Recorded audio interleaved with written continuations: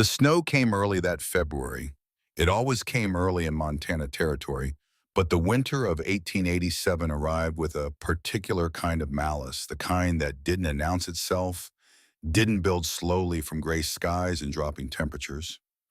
It simply appeared one morning as a wall of white moving down from the Canadian border, swallowing the mountains first, then the foothills, then the valley floor, where the homesteads sat like small brown islands in an ocean that was turning to ice. Daniel Marsh had gone out on a Tuesday. He told Eleanor he'd be back before dark. He said it the way men say things they believe completely, with the easy confidence of someone who has done the same task 100 times and survived every one of them. He pulled on his heavy coat, the one with the beaver collar that his father had left him. He kissed Eleanor on the forehead. He told Russet to stay. The dog didn't stay. Russet followed him to the edge of the property, sat at the boundary line the way he always did, and watched Daniel disappear into the white. That was the last anyone saw of him. The search parties went out twice. The first time 6 men from the neighboring ranches pushed through drifts that came to their chests, calling Daniel's name into wind that threw the sound back at them like something unwanted. They found one of his traps, sprung and empty, half buried on the eastern ridge. Nothing else. The second search happened 3 days later when the storm briefly relented. But by then the cold had settled in with the permanence of stone, and the men came back with frost-white fingers and the particular silence of people who have stopped expecting good news. Eleanor kept a candle burning in the window. Every night from the Tuesday, Daniel left until the Tuesday 6 weeks later when the spring thaw finally began, and a ranch hand named Garrett's boy found what the snow had been covering. Eleanor kept that candle burning. She trimmed the wick each morning. She replaced it when it burned down. She did not let it go out. People said it was hope. They said it quietly, the way you say things about a woman in that situation, with pity wrapped around the edges of every word. It wasn't hope. Eleanor knew Daniel was dead by the end of the first week. She knew it the way you know weather is coming, not from any single sign, but from the accumulated weight of 100 small signs that the body registers before the mind agrees. The way the dog stopped watching the door after day 4. The way the cold had no give in it, no mercy, no negotiation. The way she woke at 3 in the morning on day 6 and lay absolutely still in the dark and felt the specific quality of alone that is different from simply being by yourself. She kept the candle burning because Daniel deserved that much. Because a man who walked out into a Montana winter to check his trap lines deserved a light in a window for as long as it took. When they found him in April, at the bottom of the ravine where he must have slipped, crossing the ice-covered shelf above the creek, Eleanor had already done most of her grieving. Not all of it. Grief doesn't work that way, doesn't follow a schedule, doesn't finish when you think it should. But the sharp edge of it had dulled by then into something she could carry without cutting herself every time she reached for it. The funeral was brief, the sympathy briefer. By May, people had moved on to other concerns. There was always something in Montana territory in the spring of 1887, calves to be birthed, fields to be prepared, roofs to be patched after winter's damage. Life had its requirements, and it pressed them on everyone, equally widow or not. Eleanor was left with a cabin that leaked a dog that still sometimes looked toward the door at the wrong hours, and a piece of land that nobody wanted because it sat too close to the mountains, where the worst weather came from, and too far from the creek that made farming possible. She could have sold it. Several people told her she should. Aldrich Calhoun, who ran the largest cattle operation in the valley and had an opinion about everything within 10 miles of his property line, rode out in late April to inform her in what he clearly believed was a kindly manner that he knew a man in town who dealt in land and could get her a fair price for the claim. She could move to town, find respectable work. A woman of her capabilities, he paused on the word, as if calculating how much capability to assign her, could certainly find a position as a seamstress, or perhaps keep books for one of the merchants. Eleanor thanked him for his concern and told him she would think about it. She did not think about it. What she thought about through the long evenings of May and June while the land dried out and the grass came back, and Russet rediscovered the particular joy of running through something that was not snow, was the box of papers she had found in the back of the cedar chest where Daniel kept his documents. It was a small box, wooden with a brass clasp that had gone green with age. She had opened it looking for the deed to the property which she found. But underneath the deed, beneath 3 years of receipts and a letter from Daniel's brother in Ohio, and a survey map of the claim that someone had drawn with more optimism than accuracy, was a single folded sheet of paper.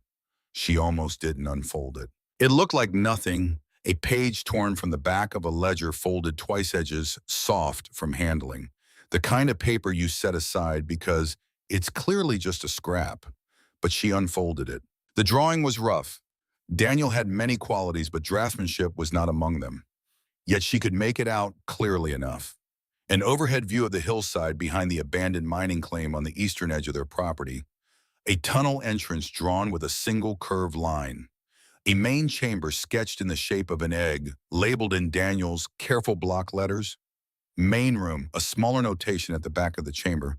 Springing beside it a question mark, as if he had heard something about water in that hillside and wasn't certain of its truth. In the corner of the page, a date. October 1884, 3 years ago. 3 years before he died, Daniel Marsh had sat down and drawn this. Had imagined this. Had thought about the problem of Montana winters the same way Eleanor had been thinking about it since her first year on the claim, when she had burned through half their firewood by January, and understood for the first time what cold at this latitude actually meant. She sat with the paper in her hands for a long time. She thought about her father, Tobias Glenwick, who had spent 32 years in the tin mines of Cornwall before his lungs gave out. She thought about the stories he told at the dinner table, told so often she could have recited them herself about the underground chambers, where the temperature never changed winter or summer, cool and steady and indifferent to what was happening on the surface. She remembered visiting the old workings as a girl 8 years old, holding her father's rough hand in the dark, feeling the strange comfort of being held by the earth itself. She thought about the first winter on the claim when Daniel had found her standing at the window at midnight in January, watching the thermometer outside read 30 below, and she had said we should build something underground. And he had laughed, not unkindly. Daniel was never unkind, but he had laughed and said, "People live above the ground, Eleanor. We're not moles." She looked at the drawing in her hands. He had drawn it 2 years later. He had thought about it, had come around to it, had sketched it out one October evening, and then folded the paper and put it away. And then the years had gone by, and he hadn't started, and she hadn't pushed, and now he was in a grave on a hill behind a church in a town 6 miles away, and the cabin still had walls you could see through if you knew where to look. Eleanor refolded the paper very carefully. She placed it back in the cedar box on top of the deed. Then she went outside to look at the hillside. The abandoned mining claim on the eastern edge of their property had been dug out by a prospector in the 1870s. 3 shallow test pits in a short horizontal tunnel that went nowhere because there was nothing in that particular hillside worth extracting. The prospector had moved on years ago. The test pits had half collapsed. The tunnel entrance was overgrown with brush. Eleanor stood looking at it for perhaps 20 minutes. Russet sat beside her, panting softly in the June heat, following her gaze with the faithful curiosity of a dog who has decided that whatever his person finds interesting must by definition be interesting. She did not make a dramatic decision. There was no single moment of resolve, no thunderclap of determination. There was simply the recognition that she had been thinking about this for years, that Daniel had been thinking about it too, and that one of them had to actually do it. She spent the summer preparing. This was the part that people didn't understand later, when the story became the thing it became. They remembered the digging. They remembered the blizzard. They skipped over the 3 months between Daniel's funeral and the first swing of the pickaxe, the 3 months of quiet, methodical preparation that made everything else possible. She went to the territorial library in town and read every book they had on mining and excavation. There were 3 of them. She read each one twice, making notes in the margins of a small journal she bought from the general store. She studied the sections on soil types and drainage, and the engineering of underground spaces with an attention she had never applied to anything in her life, not because she was naturally inclined toward engineering, but because she understood that getting this wrong didn't mean wasted effort. It meant a collapsed tunnel. It meant being buried alive in the hillside behind her own house. She bought Silas Dodd a drink at the saloon on a Wednesday afternoon when it was mostly empty. Silas was 60 years old and had spent 4 decades in mines from Cornwall to Colorado, which was something Eleanor knew because she had asked Calhoun's ranch hand, Everett Hawkins, who seemed to know everyone in the valley and was free with information in the way young men often are when a woman pays them any attention. Eleanor had no interest in Everett Hawkins beyond what he could tell her, which turned out to be enough. Silas Dodd was weathered and deliberate and said very little until his second drink, at which point he said everything. Eleanor asked him about soil stability.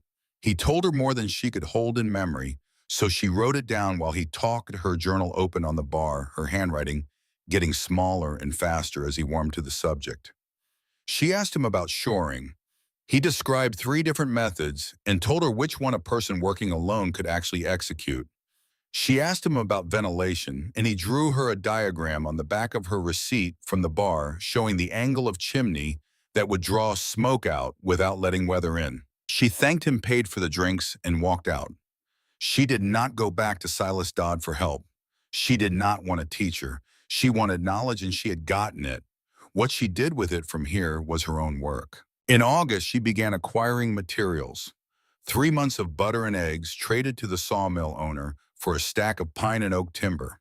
Her summer's worth of preserved meat and 2 laying hens traded to the hardware man in town for the tools she lacked. Every transaction was calculated, every trade deliberate. She spent nothing she didn't have to spend and acquired nothing she didn't specifically need. By the 1st of September, she was ready. She chose the site carefully. Not the old prospector's tunnel, the angle was wrong for drainage, and the soil around it had been disturbed enough to create instability.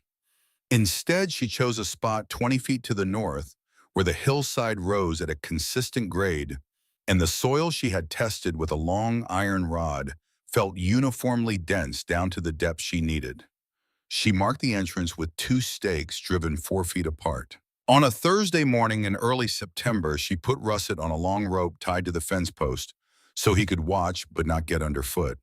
Picked up the pickaxe Daniel had used for everything from breaking frozen ground to splitting stubborn wood and swung it at the hillside. The first hour was brutal.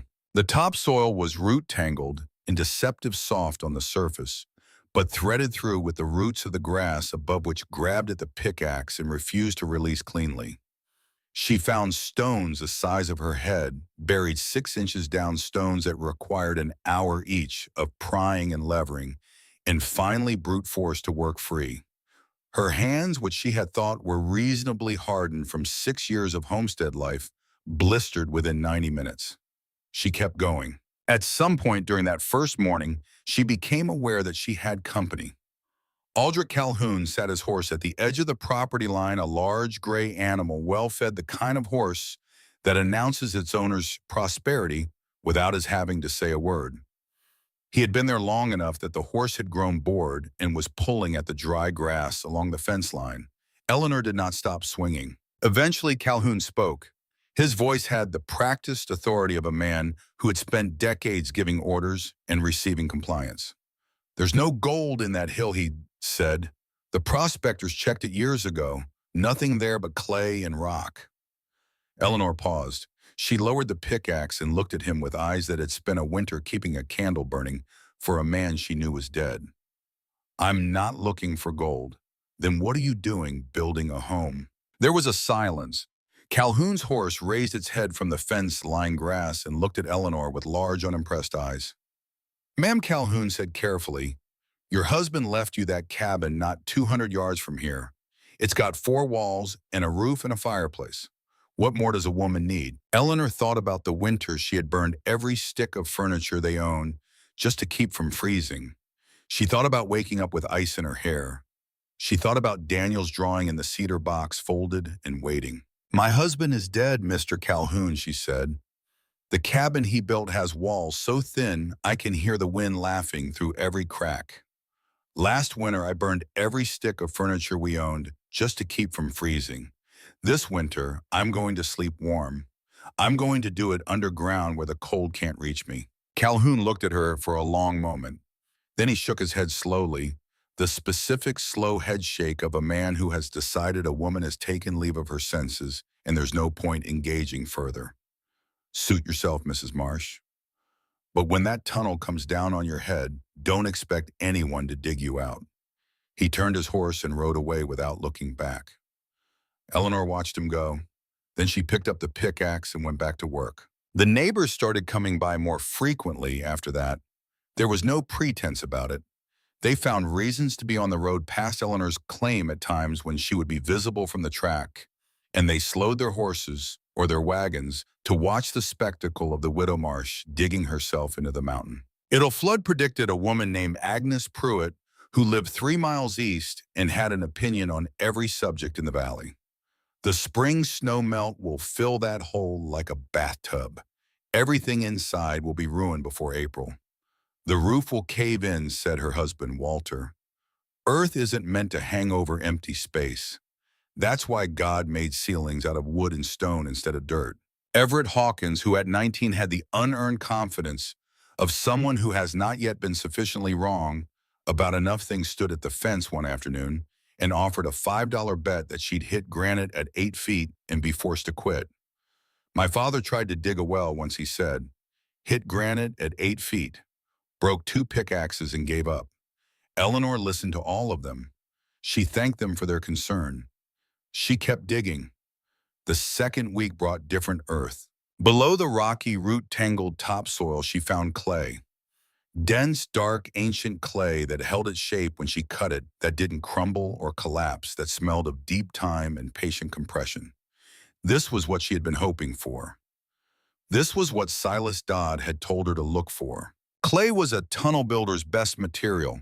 It compressed under its own weight rather than falling.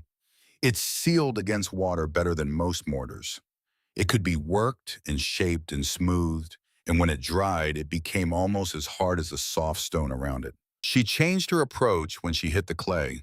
Instead of simply excavating, she began designing. She kept the entrance tunnel narrow, just wide enough for her shoulders, and angled it slightly upward from the outside so that any water that found its way in would drain out rather than pooling in the main chamber. As she dug deeper, she started to widen the space, following the oval shape she had sketched in her journal based on the structural principles Silas had described. 12 feet deep, 10 feet wide at the broadest point, 7 feet tall at the center where she could stand upright. She built the shoring as she went. The pine timber she had traded the sawmill owner for became the skeleton of the space vertical posts set every 4 feet along the walls, horizontal beams across the ceiling, notched to lock into the posts so that the frame would hold, even if the earth decided to shift. The work required a precision she hadn't known she possessed. Every beam had to be cut to exactly the right length. She learned to measure twice. She learned to test fit every piece before committing to its final position. She made mistakes. One of her early ceiling beams split along a hidden crack, dropping 6 inches before the neighboring beams caught the load. She replaced it the same night, working by lantern light, until her arms shook and her vision blurred, because a single point of failure could bring down everything else. She learned to read the sound of wood under stress, the creak that meant a beam was bearing weight correctly, the groan that meant something was about to give. Between the logs, she packed clay mixed with straw. This mixture, which she had read about in one of the library's 3 books on ancient construction, would dry into a surface nearly as hard as brick. She worked it in with her hands and a wooden paddle she fashioned from scrap timber, smoothing it into the gaps until the walls were solid and the air inside stopped smelling of fresh dirt and started smelling of something older and more stable. It was in the 3rd week, digging into the floor of what would become the main chamber, that she found the compass. It was small, a pocket compass, the kind a man would carry for navigation through featureless terrain. The brass casing had gone the color of old pennies. She almost missed it, mistook it for a stone when her pickaxe turned it up from the clay. She set it aside with the rock she was removing from the floor and almost carried it out with the debris.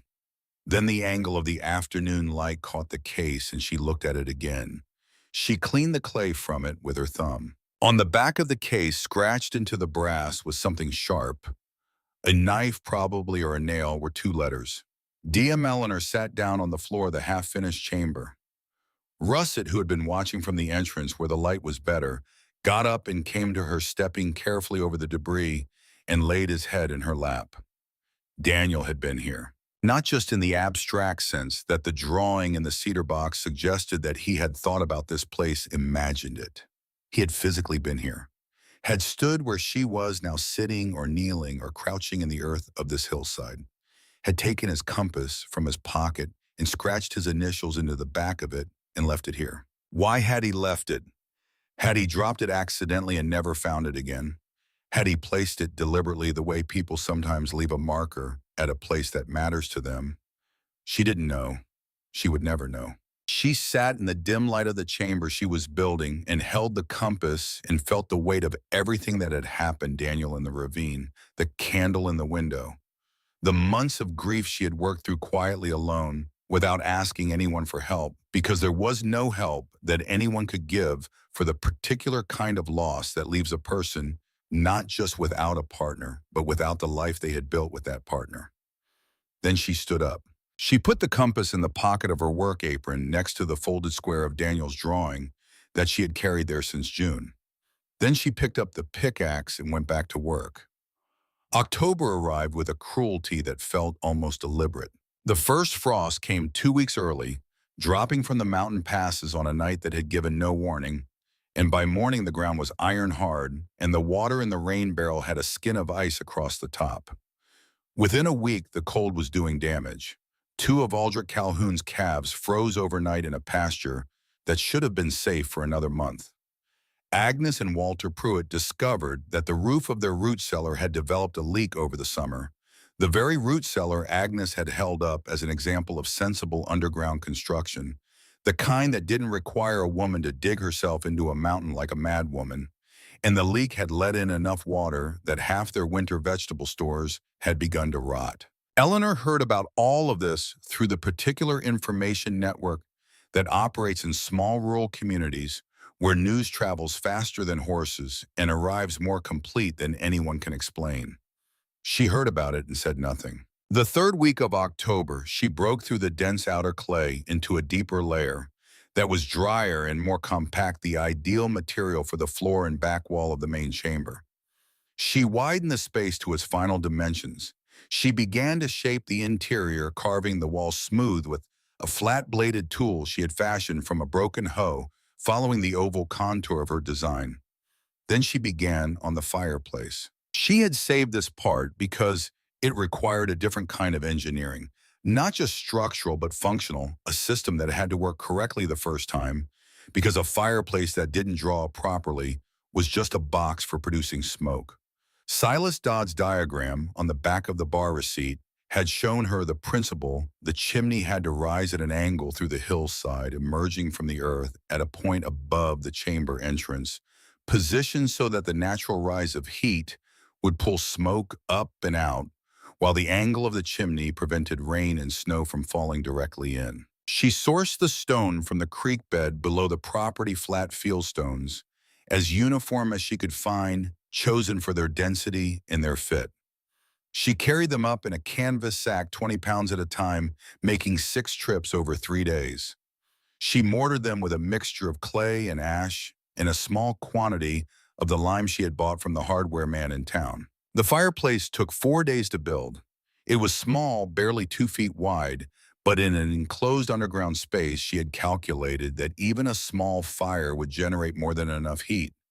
The chimney she routed up through the hillside at the angle Silas had described, emerging from the ground 20 feet above the chamber entrance, capped with a flat stone to deflect rain. On a cold afternoon in late October, she built her first fire in the completed fireplace. She sat in the entrance to the tunnel and watched the smoke rise in a thin, steady column from the hillside above. It moved in exactly the direction it was supposed to move. There was no backdraft. The chamber behind her was filling with warmth instead of smoke.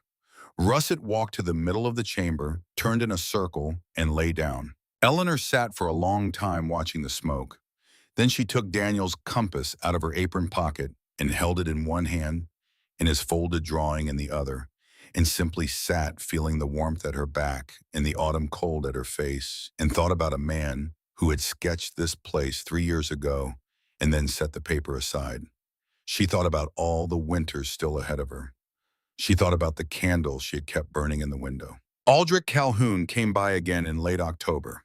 He sat his horse at the property line for a moment, then seemed to make a decision, dismounted, tied the horse to the fence post, and walked up to where Eleanor was working on the chimney cap. He stood at the entrance of the tunnel for a moment, looking at the timber frame she had built, proper joinery notched and locked with an oak door she had salvaged from an abandoned homestead 2 miles north and rehung on new iron hardware. "Can I see inside?" he said. Eleanor handed him a lantern. "Mind your head at the entrance. It opens up once you're past the first few feet." He ducked through the doorway. She heard him move through the entrance. Tunnel heard the change in his footsteps as he reached the main chamber and could stand upright. There was silence for nearly 2 minutes. Then his voice came back, muffled by earth and timber. "Good Lord." When he emerged, his expression had changed entirely. The dismissiveness was gone. In its place was something that required more effort to identify. It took Eleanor a moment to recognize it as respect, because it was not something she had seen on Aldrich Calhoun's face before. "It's warm in there," he said. "Must be 15, 20 degrees warmer than out here." 55 degrees, Eleanor said. "The earth maintains that temperature at this depth, regardless of what the surface does. Cooler than a summer day, warmer than a winter night. With the fireplace, it will hold 60 or better without much effort. It's physics, Mr. Calhoun, not magic."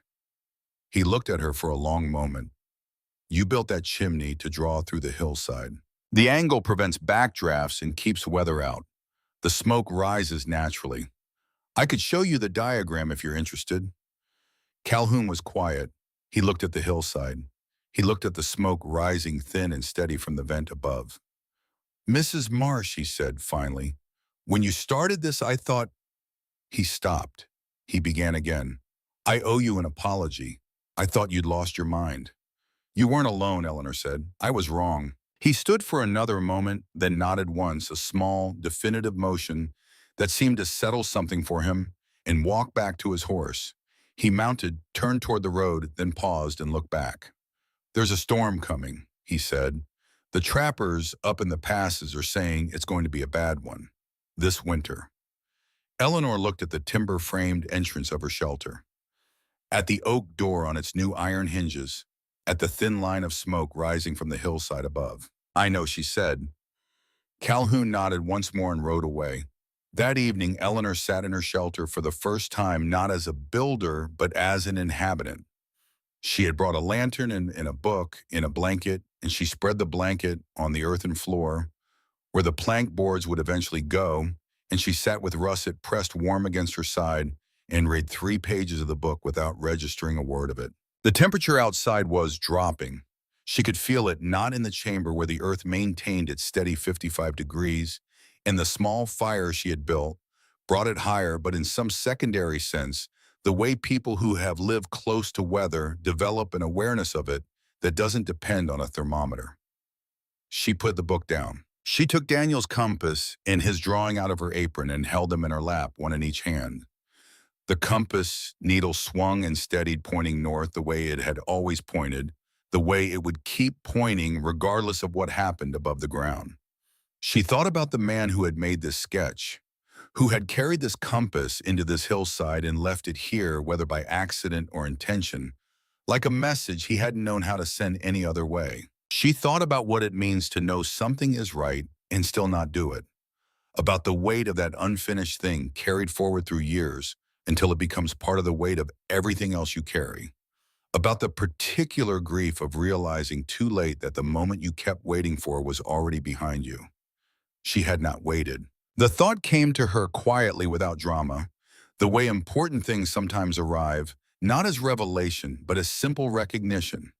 Whatever else could be said about Eleanor Marsh in the autumn of 1887, this much was true: she had not waited. Outside, the wind was picking up, coming down off the mountains with the first real malice of the season. It moved through the grass above the chamber, moved through the timothy and the bunch grass and the dried stalks of summer wildflowers, and sent the sound down through the earth and the timber shoring like a distant voice. In the chamber, the fire burned steadily. The smoke rose and found its way out through 20 feet of angled hillside and dispersed into the cold air above. Russet shifted against her side and sighed. Eleanor put the compass and the drawing back in her pocket. She had work still to do, flooring, to lay shelves, to build stores, to move from the cabin. November was coming, and then December, and then whatever this winter had decided to be. She picked up the lantern. She went back to work. November arrived the way a debt collector arrives, without apology, without warning, simply present one morning in a way that made it clear it had always been coming and had merely been waiting for the right moment to make itself known. The temperature dropped 12 degrees in a single night at the start of the month. Eleanor woke in the cabin. She was still sleeping there while she finished the shelter's interior and found the water in the pitcher on the washstand had frozen solid, not crusted at the edges the way water freezes when the cold is merely uncomfortable. Solid, a complete column of ice from surface to bottom, as if the pitcher had never held anything else. She dressed in the dark and went outside. The sky was clear and brutal, the stars sharp and indifferent, the way they get when the air has no moisture left in it to soften their light. Russet came out behind her, stepped off the porch, and immediately lifted one front paw off the frozen ground, then put it down, then lifted the other one. He looked up at Eleanor with an expression that communicated with the eloquence that dogs sometimes achieve that this situation was not acceptable. Eleanor looked at the hillside. The chimney vent was visible even in the dark, a slight disturbance in the cold air above it barely perceptible, where the residual warmth from last night's banked fire was still seeping out. 40 feet of earth and clay and carefully fitted timber between that warmth and this cold. 40 feet that might as well have been a mile. She went inside to finish the work that remained. The floor came first. She had acquired the planking and trade over the summer, 2 weeks of laundry work for the Calhoun ranch hands, which she had performed without comment and without any indication that she found the arrangement beneath her, because she needed the lumber, and this was the most direct way to get it. The planks were rough-cut pine, unfinished, smelling of resin. She hauled them down into the chamber in pairs and fitted them together over the packed earth floor, cutting each one to length with a handsaw and tapping the edges tight with a wooden mallet. The work was slow and exact. The floor had to be level, not perfectly level, because nothing underground is perfectly level, but level enough that water would not pool in any one place, and the furniture she planned to build would sit without rocking. She checked it constantly with a small spirit level she had borrowed from the Pruitt farm without quite asking for it, leaving it back on Walter Pruitt's workbench before he noticed it was gone. It took 3 days to floor the main chamber, then the shelves. She cut them from the same planking stock, fitted them into notches she carved directly into the clay walls at intervals that made logical sense. Higher shelves for the things she would access less often, lower shelves for the daily necessities. She built them to hold weight. She tested each one by pressing down on it with both hands and her full strength before she considered it finished. Between the structural work, she moved her stores from the cabin. This was the part that felt most real, more real somehow than the months of digging and shoring and engineering. Because moving the stores was not building anymore. It was inhabiting. It was the difference between constructing the idea of a home and actually committing to one. She moved the preserved meat first. The jars of rendered fat and the smoked venison and the salted pork that represented most of autumn's labor went onto the lowest shelves where the temperature was most stable. Then the dried beans and the flour and the cornmeal, each stored in the sealed crocks she had been collecting for this purpose since July. The salt and the sugar, the coffee, and the small quantity of tea she allowed herself. The medical supplies, laudanum and bandages, and the carbolic acid she kept for infections. The tools she would need access to. Last came the books. She had 11 of them. They had traveled with her from Cornwall to Liverpool, to the ship to New York, and then westward by rail and wagon to Montana Territory, and they had outlasted the crossing of an ocean, and 6 years of homestead life, and a winter that had taken her husband, and she carried them down into the chamber, two at a time, with the care she would have given to irreplaceable things because they were. The chamber, which had been an excavation and then a construction project, and then a technical achievement, became something else when the books went on the shelf. It became a room. She stood back and looked at it. The lantern light moved across the clay walls, which had dried over the past weeks, into the near-brick hardness she had hoped for, their surface smooth, where she had worked it with the paddle and marked with the faint parallel lines of her work. The timber shoring rose in even intervals, the horizontal ceiling beams casting regular shadows. The fireplace occupied the back wall, its stonework fitted as tightly as she had been able to manage the ash drawer at the bottom, still holding the remnants of the test fire she had built. The shelves held her stores in an order that made sense to her, everything accessible, everything accounted for. The floor was solid underfoot. Russet walked to the corner nearest the fireplace, turned his three customary circles, and laid down with the deliberate satisfaction of a creature that has found its place. Eleanor permitted herself for approximately 30 seconds to feel something close to pride. Then she noticed the ceiling beam. She almost missed it. It was one of the middle beams, the third from the entrance, and the crack was not visible in ordinary lantern light. It ran along the grain of the wood and had the color of old timber rather than fresh damage. But she had been looking at these beams for weeks, had developed the kind of intimacy with their surfaces that comes from daily attention, and something about the way the shadow fell across that particular beam was wrong. She held the lantern up and looked more carefully. The crack ran 18 inches along the grain from the notch where the beam sat in the wall post to a point near the center of the span. It was not wide, she could barely fit a finger in it at its broadest point, but it was deep. She pressed on the beam with her palm. There was no give, not yet, but she could see how it would go. The crack would widen, the beam would sag. At some point in the middle of winter, possibly in the middle of the night, it would fail. She went out to the timber pile and selected a replacement, a piece of oak she had been saving for something important, denser and stronger than the pine she had used for most of the shoring. She brought it in and spent 20 minutes measuring and marking before she cut it. Then she began the process of replacing the beam. This required removing the load from the damaged beam before removing the beam itself, a problem that would have been straightforward with two people and was considerably less straightforward alone. She solved it by cutting two temporary props from scrap timber and wedging them under the ceiling on either side of the damaged beam, transferring the load to the props, so she could work the original free without the ceiling above settling into the gap. The work took 4 hours. At one point, when she had the damaged beam half out of its notch and was working it free with one hand while holding one of the temporary props in position with the other, earth above the chamber shifted slightly. A settling sound, a small subsidence, nothing dramatic but enough to send a trickle of fine clay dust down from the ceiling like a curtain of brown snow. Eleanor went completely still. She held her position, one hand on the beam, one hand on the prop, not breathing, and waited to find out whether the mountain had decided to finish what gravity and clay and underground water had been working on for however many thousands of years. Nothing else moved. After perhaps 30 seconds, she exhaled. She finished working the damaged beam free. She fitted the oak replacement into the notches, tapped it tight, removed the temporary props, and tested the new beam with her full weight pressed against it from below. It did not move. She sat on the floor of the chamber for a few minutes after that, not from exhaustion, though she was exhausted, but from the particular need that comes after a moment of real danger has passed, the need to simply sit and allow the body to recalibrate. Russet came and pressed against her side without being asked. She ran her hand along his warm flank and thought about her father's hands in the mine, about the way he had described the underground, not as dangerous though it had been, had killed men he knew, but as honest. The earth tells you things, he had said.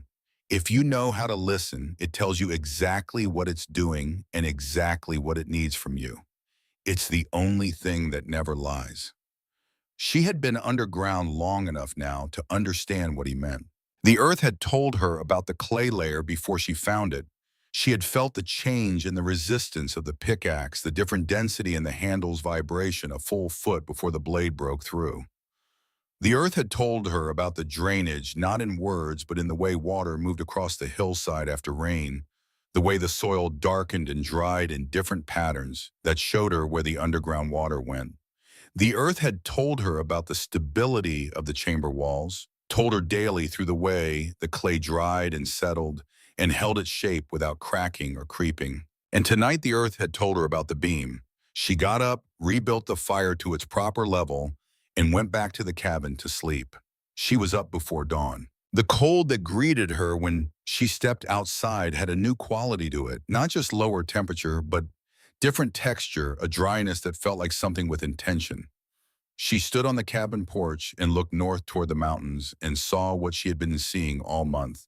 In the way the clouds sat over the peaks, this winter was not going to be ordinary. She had 2 weeks of work left on the shelter. She pushed herself to do it in 10 days. The insulation came first in that final push, a layer of dried grass packed between the outer clay walls, and a second thin layer of clay she applied over it, creating a dead air space that would slow the movement of cold from the surrounding earth into the chamber. This was not strictly necessary. The earth at that depth maintained a baseline temperature regardless, but it would make the difference between a space that needed regular fire to stay comfortable and a space that stayed livable even if the fire burned low. She hung pine branches from the ceiling beams, cutting them fresh from the trees at the edge of the property, and replacing them every few days as they dried out. The resin in the needles was mildly antiseptic, would help keep the enclosed air clean through the months of winter. The smell of pine filled the chamber and made it feel less like an excavation and more like something intentional. She wove rugs from scraps of old fabric, the curtains from the cabin that had long since become too brittle and discolored to serve their original purpose, the remnants of a quilt that hadn't survived the past winter, intact the burlap sacks she had accumulated over summer. The rugs were not elegant. They were warm and they covered the planking and they added color to the earth and timber space. And color Eleanor had decided mattered more than she would have expected. She built the bed frame last. It was a simple construction. 4 posts a headboard, side rails mortised into the posts, a base of woven rope to support the mattress she would bring from the cabin. She had been a competent woodworker before this winter, which is to say she could do what needed doing with wood without wasting much material or losing many fingers. She was a considerably better woodworker now than she had been in September. The bed frame showed that the joints were clean, the proportions thought through, the whole thing solid enough that she stood on it when she finished building it and bounced twice testing, and it didn't shift or complain. It was during the building of the bed frame that Everett Hawkins appeared. She did not hear him arrive. She was focused on the mortise joint at the head of the frame, working the chisel carefully through the oak, and Russet, who would normally have announced a visitor at 30 yards, was asleep near the fireplace in the deep twitching sleep of a dog who has had a satisfying day. The first indication Eleanor had that anyone was there was a change in the quality of the light from the entrance tunnel. She turned around. There was no one there. But the light had changed briefly, as if a body had passed through the entrance tunnel and then stopped or retreated. She set down the chisel and walked to the entrance. She looked out through the timber frame into the late afternoon. Everett Hawkins was 30 yards away, walking back toward the road. He was moving fast with the particular gait of someone who has decided to leave a place quickly and doesn't want to appear to be hurrying. He did not look back. Eleanor stood in the entrance of her shelter and watched him go. She understood what had happened. He had come not to cause trouble, not this time, not with the purpose of someone who has arrived to confirm his low opinion of what he's looking at. He had come out of something closer to curiosity, or perhaps something he wouldn't have been able to name if asked. He had stood at the entrance of the tunnel and looked in. He had seen the fireplace burning, and the lamp lit, and the shelves holding their stores in order, and the niche asleep on the warm floor, and the woman building furniture in a room she had carved out of a hillside, while everyone told her she was wasting her time. And then he had left without saying anything. Eleanor thought about going after him. She thought about calling his name, inviting him in, giving him the chance to say whatever it was he had come with the half intention of saying. She decided against it. There were people who needed to come to things in their own time and in their own way, and pushing them toward understanding before they were ready only produced resentment, not comprehension. Everett Hawkins was 19 years old and had spent those 19 years in a world where the order of things was clear and settled and hadn't included the possibility of a woman alone doing what she had done. He needed time to rearrange his understanding of what was possible. She went back inside and finished the mortise joint. 2 days later, she found the damage to the door. She came down to the shelter in the early morning to bank the fire before going back to the cabin for breakfast, and she saw it immediately. One of the iron hinges on the oak door had been partially worked free of its mounting, the screws backed out of the wood as if someone had applied a tool to them with the intention of removing the hinge entirely. The door still hung, still closed and latched, but it listed slightly on the compromise side, and the gap at the edge was wider than it should have been. There were boot prints in the frozen mud outside the entrance. They were larger than her own. They were not russets. Eleanor crouched and looked at the prints for a moment. She looked at the worked hinge. She stood and looked at the door and then at the hillside around the entrance, as if the person who had done this might have left some further indication of their intentions. They had not. She went to the timber pile and found a length of oak, approximately the right dimensions, and cut it to fit across the inside of the door frame as a bar, the kind of simple bracing that had kept doors closed since before people had invented better solutions. She redrove the screws in the damaged hinge, countersinking them slightly deeper than before, so they would have more wood to bite into. She fitted the bar brackets on either side of the frame and dropped the bar into place. The door was now significantly more difficult to compromise than it had been. She stood back and looked at it. She had no way of knowing who had come to her shelter in the night with a tool and an intent. It might have been anyone. The valley had its share of people for whom a lone woman's property represented an opportunity rather than a boundary. It might have been someone motivated by something more specific than general opportunism. It didn't ultimately matter. What mattered was the response, and the response was what it had always been. She identified the problem.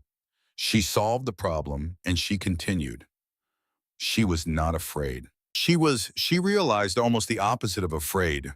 There was something clarifying about the discovery, not because threat was welcome, but because it confirmed something she had been thinking for weeks without quite articulating it. The work she had done on this hillside was real. Real enough that someone considered it worth interfering with. Real enough to represent something to the people around her, even if what it represented to each of them was different. She went back up to the cabin for breakfast.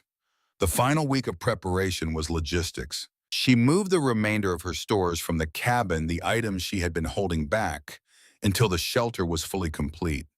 The winter supply of firewood split in season, went in a stack against the left wall, organized by type the oak and ash for long steady burning, through the night the pine for quick starting fires that would get a cold chamber warm in a hurry. She brought the water in jugs she had filled at the creek while it was still running, supplemented by snow. She could melt in the pot over the fire once the creek froze. And she found the spring. She had suspected it was there since July when she had noticed the soil at the back of the test pit she had dug to evaluate the hillside's geology stayed damp even during the driest weeks of summer. She had noted it, filed it in the part of her mind that held things to investigate later, and moved on to more pressing matters. Now in the back wall of the completed chamber, in the place where she had left the clay slightly unfinished, pending investigation, she took a small handpick and worked carefully into the rock layer beneath the clay. Water seeped out of a crack in the limestone. Not much a slow, steady seep, the kind that had been working through that crack for possibly centuries before Eleanor put a wall over it. She widened the crack slightly and hollowed out a basin in the rock below it, a space the size of a large bowl, and watched it fill with water, so clear she could see the grain of the rock at the bottom. She tasted it. Cold, clean, faintly mineral in the way of deep water, with none of the surface contamination that plagued the creek in spring when the snow melt brought down everything the mountains had been accumulating. She sat back on her heels and looked at the small basin filling with water from a crack in the rock. Her father's voice came to her as it sometimes did when she was underground. The earth doesn't lie, it just takes patience to hear what it's saying. She had been patient. The 20th of December brought the first real snowfall of the season. Not a storm, a steady, purposeful snowfall that went on for 36 hours and left 18 inches on the flat ground and considerably more wherever the wind had an opinion about placement. Eleanor spent the day before the solstice moving the last of her things from the cabin to the shelter, making 6 trips up and down the hillside path with a canvas sack over each shoulder and russet weaving around her feet. The cabin, once emptied of her presence, looked smaller than she remembered it. The fireplace without a fire was just a hole in a wall. The room without her books and her stores and the small objects that accumulate around a person's life was just 4 walls and a roof full of winter light coming through the gaps Daniel had never gotten around to fixing. She stood in the doorway for a moment. She was not sentimental about the cabin. It had never been comfortable. It had never been safe in the way that the shelter was safe. It had been a starting point, the way most things a person inherits are starting points, serviceable for what they are, insufficient for what they need to become. She closed the cabin door behind her and walked up the hillside for the last time as a visitor. On the night of the winter solstice, the 21st of December, the longest night of the year, Eleanor Marsh moved into her completed shelter. She built a proper fire larger than usual and let the chamber warm to its full capacity while she arranged the last details. She hung the final rug, the braided one made from the cabin curtains, on the wall beside the bed, not for insulation, but for color, for the particular warmth that color provides in a space that might otherwise feel too much like the earth it was made from. She filled the lamp. She stacked the books in the order she wanted them. Then she sat on the edge of the bed and let herself be still. Outside, the temperature was already falling toward the night's low. She could not hear the wind. The chamber was deep enough and well shored enough that the surface sounds arrived only as a distant pressure, a suggestion of what was happening above. She would feel the storms more than hear them, she thought. She would feel them as a change in the quality of the silence, the way you feel a change in weather before you can see it. Russet had already claimed the corner by the fireplace. He had turned his circles and settled with a soul that seemed to express complete satisfaction with all current arrangements. Eleanor reached into the pocket of her apron, the compass and the drawing. She had carried them every day since she found them. Metal of the compass worn warm by her body heat, the paper of the drawing worn soft at its creases from being folded and unfolded and refolded. She set them on the small wooden table she had built beside the bed, the table that was now exactly where a bedside table should be, in a room that was now exactly what a room should be. She looked at the 2 items on the table for a long moment, Daniel's drawing and Daniel's compass, the idea and the instrument for finding your way. He had left one intentionally and one by accident, or perhaps the distinction didn't matter. He had left them both here in this hillside, and she had found them both here, and what she had built in the space between finding them and this night was something that had started as his idea and become entirely her own. She did not speak aloud to the darkness. She was not that kind of person. But she thought it clearly, precisely the way she thought about everything I finished it. She lay down on the bed she had built with her own hands. The fire settled in the grate and sent its warmth across the room in the slow, steady circulation that a properly designed space allows. The spring seep trickled into its limestone basin at the back of the chamber. Above, beyond 40 feet of earth and clay and timber, shoring the longest night of the year, pressed down on Montana territory with its full cold weight. In the shelter, the temperature held at 58 degrees. Eleanor closed her eyes. For the first time since February, when Daniel had walked out into the white and not come back, she slept without waking. The blizzard did not announce itself. That was what people would say afterward in the weeks and months of reckoning that followed, that there had been no warning that the morning of January 7th had begun with the particular false mildness that sometimes precedes catastrophe, a sky the color of old pewter, in a temperature that sat at 20 degrees above zero and felt almost bearable after the cold of the preceding weeks. Children had gone to school, men had gone to their barns and their fence lines, women had gone about the work that winter required. And then sometime before noon, the wind came down from Canada. Eleanor felt it before she heard it. She was in the shelter working on a pair of mittens she was knitting from the wool she had unraveled, from a sweater that had worn through at the elbows. The wool still good, the sweater not, and waste was something she had long since stopped tolerating. Russet was asleep near the fire. The lamp was burning. The spring seep trickled steadily into its limestone basin. Then something changed in the quality of the silence above her. It was not a sound exactly. It was more like a pressure, a change in the weight of the air in the chamber.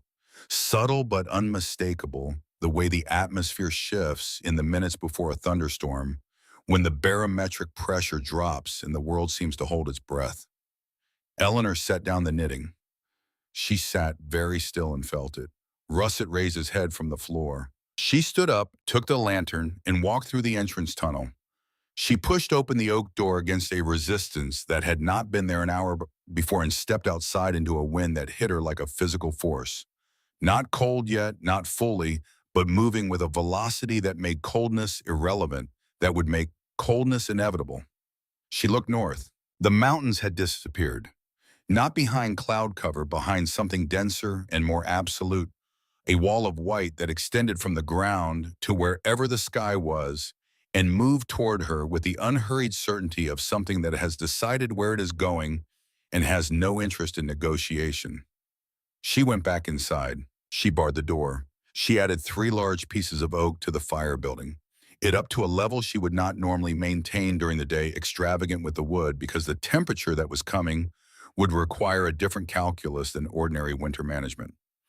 She checked the water supply, the food stores, the lamp oil. She counted the firewood stack. She had prepared for a month. She had built this space to sustain 1 woman and 1 dog through the worst that Montana Territory could produce. She sat down, picked up the knitting, and listened to the world above her begin to end. The sound arrived gradually, the way a train arrives, first a distant rumble that might be imagination, then a vibration that is clearly real, then the full roar of something moving at speed through the world above. The blizzard's wind hit the hillside with a sound like freight being dropped from a great height, a massive concussive impact that sent a tremor through the earth and knocked a small quantity of clay dust from the ceiling of the chamber. Russet pressed against Eleanor's leg. The temperature in the chamber dropped 2 degrees over the next hour, which told her something about the wind speed outside the cold was penetrating the earth faster than she had calculated, driven by the force of the air above. She added more wood to the fire and moved the lamp closer to the spring basin to prevent the seep from freezing. She did not sleep that first night. Not from fear, she was genuinely not afraid. The shelter was doing exactly what it had been built to do. The temperature held, the chimney drew, the wall stood, but she stayed awake because the sound above her was unlike anything she had heard before, a continuous roar that did not diminish, did not fluctuate, did not grant the brief reprieves that ordinary storms provide. It went on through the night at the same relentless pitch, the same freight train fury, and something in her body, some old instinct that predated rational assessment, refused to fully relax into sleep while that sound continued. She knitted the mittens, she read, she talked to Russet, who listened with the grave courtesy of a dog who understands that the content of what is being said matters less than the fact of the saying. By morning of the second day, the temperature outside had fallen to 40 below zero. She knew this not from a thermometer she had left. The thermometer mounted on the cabin wall, and going to the cabin was not something she was prepared to do, but from the behavior of the water. When she opened the door briefly to assess conditions, the moisture from her breath froze before it dispersed, hanging in the air for a moment, as a small crystalline cloud before vanishing. At 40 below, exhaled breath freezes instantly. She had read this. Now she had seen it. She shut the door and barred it and went back to the fire. The visibility outside in the half second she had looked was approximately 5 feet. Beyond that white, Pure, absolute directional white, the world reduced to the single fact of the wind and what it carried. She was on her third cup of coffee, sitting in the chair she had positioned at the optimal distance from the fireplace when Russ had stood up. The dog moved to the entrance tunnel and stood there head forward, ears raised. Not alarmed, he would have been different if alarmed would have had a particular tension in his body that Eleanor had learned to read over 6 years. This was something else. Attention. The focused, precise attention of an animal that has heard something it is trying to categorize. Eleanor set down the coffee. She heard it a moment later, faint beneath the roar of the storm above, almost indistinguishable from the other sounds the wind was making as it moved across the hillside and found every irregularity to voice its opinion about. But it was there, a sound with rhythm, with intention. Someone was knocking on her door. She took the rifle from its place on the wall, not from any specific suspicion, but from the simple logic that the range of possibilities for who might be outside included some that warranted a rifle. She moved through the entrance tunnel, pressed herself against the timber shoring to one side of the door, and called out, "Who's there?" The voice that came back was almost nothing. A thread of sound fighting its way through an inch of oak and 40 below, in a wind that was trying to take everything. "Please, please, we saw your chimney smoke. Please let us in." Eleanor lifted the bar. She pulled the door open against the wind that immediately tried to rip it from her hands and braced herself against the frame. 3 figures stood in the tunnel entrance. They were so thoroughly encased in snow and ice that their outlines were approximate and their humanity suggested rather than visible. 2 adults and something smaller between them, a shape that resolved into a child as Eleanor's eyes adjusted. She recognized them after a moment, not from their faces, which were buried in scarves and hat brims, but from their height and their build and the particular way Broderick Weston stood when he was cold with his shoulders drawn up and his hands pressed under his arms. Broderick and Constance Weston, and between them their daughter Lily. "Get inside," Eleanor said. "Now." They came through the door in a stumbling mass, and she slammed it shut behind them, dropped the bar, turned to look at what the storm had delivered to her. Constance Weston was wearing every piece of clothing she owned layered until her silhouette was almost circular, and still the cold had found her. Her face, where the scarf had slipped, was the wrong color, not the red of windburn, but the waxy pallor of tissue that has been cold long enough to stop fighting it.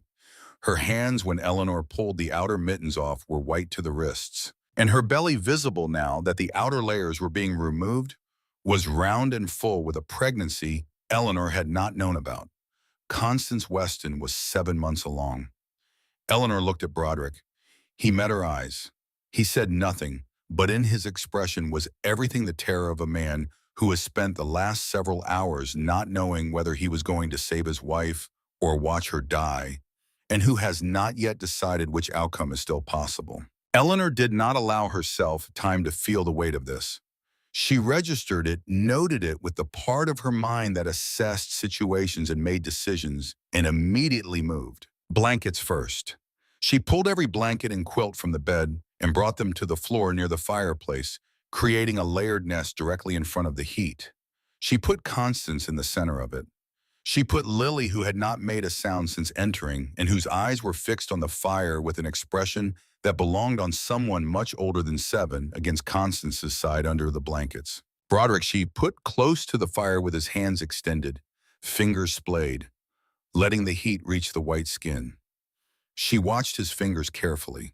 The color came back slowly pink, replacing white, then a deeper red as the blood remembered what it was supposed to be doing. She heated water. She had the kettle already simmering on the grate, the habit of a woman who had spent the summer thinking through scenarios and the autumn acting on them.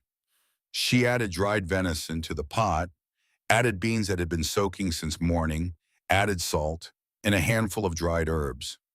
Not because the food was ready, it wasn't not yet, but because the smell of cooking was itself something, was information the body receives and responds to before the stomach is involved. She gave them hot water first, as hot as they could hold, in the tin cups she had allocated for this purpose.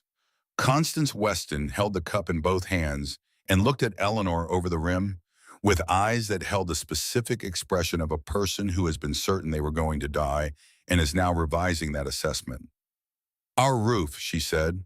Her voice was barely there, scraped thin by cold and hours of shouting over wind. "The wind took it, just took it, like paper." Eleanor nodded. She was watching Constance's hands, watching the color return. "We had nowhere to go," Broderick said. "Everyone else is too far. We couldn't make it to town. We saw your smoke.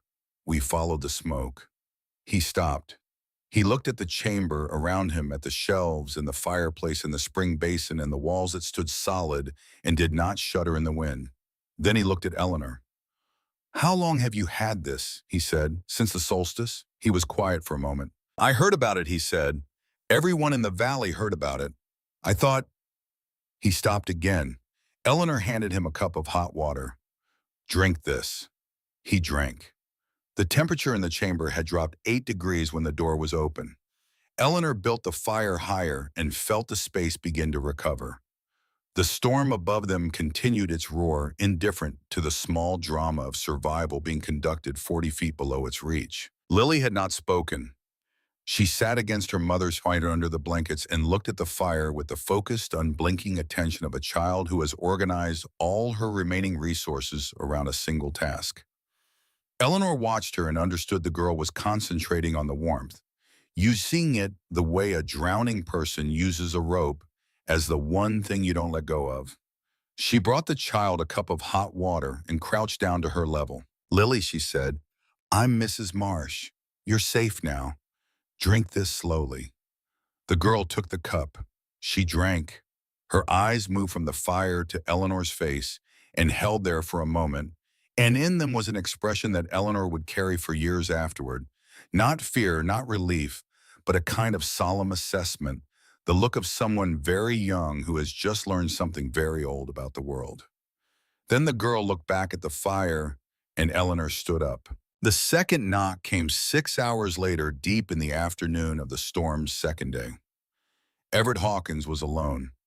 He was on foot, the horse gone separated from him somewhere in the white, which meant he had walked however far he had walked in 40 below zero conditions, with wind that turned movement into negotiation and forward progress into something closer to argument.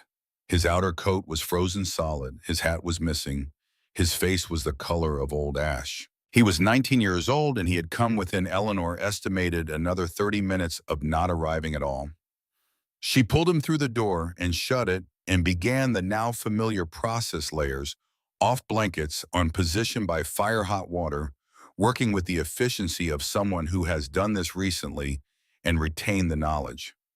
Everett Hawkins did not speak for 2 hours. He sat wrapped in the second-to-last quilt Eleanor owned, holding a tin cup in both hands, and looked at the floor of the chamber.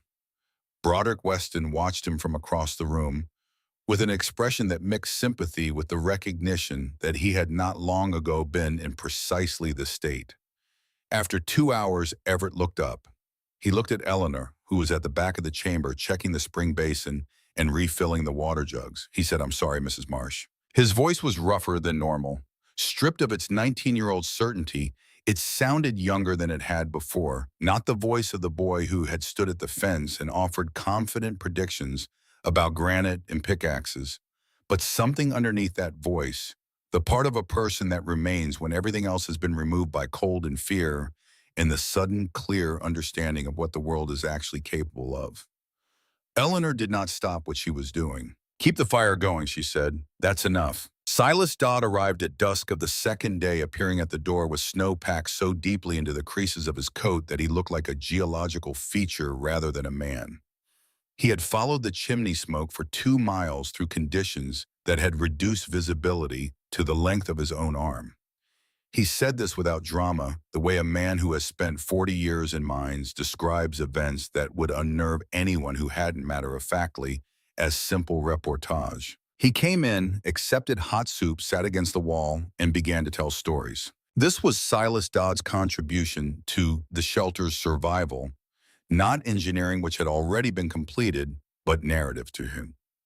He understood without being asked that 9 people in an enclosed space with nothing to do but listen to the storm and think about what it was doing to their homes and their animals and their neighbors needed something to occupy the front of their minds so the fear didn't have room to fill it. He told stories about winters he had survived in mines from Cornwall to Colorado. He told them about the blizzard of 1873 in the Wyoming Territory, which had killed more cattle than anyone had counted. He told them about an underground chamber in a Cornish tin mine where 7 men had waited out a cave-in for 4 days by telling each other every story they knew and how when the rescue came they were still talking. He told them about weather and cold and the particular human capacity for enduring things that seem in the abstract impossible to endure. He was exaggerating. Eleanor could tell the timelines didn't always align. The details were too precise in the places where details are usually imprecise. But exaggeration in service of survival is not dishonesty, it is craft. She let him continue. Harriet Vane arrived last near midnight of the second day. She came with her son Edmund, who was 4 months old and had been wrapped against her chest inside her coat for the duration of whatever journey had brought her to Eleanor's door. Edmund was alive, demonstrably audibly alive, expressing his opinion of current events with the full-throated commitment of an infant who has not yet learned that there are situations in which crying is counterproductive. Harriet herself was in worse condition than any of them.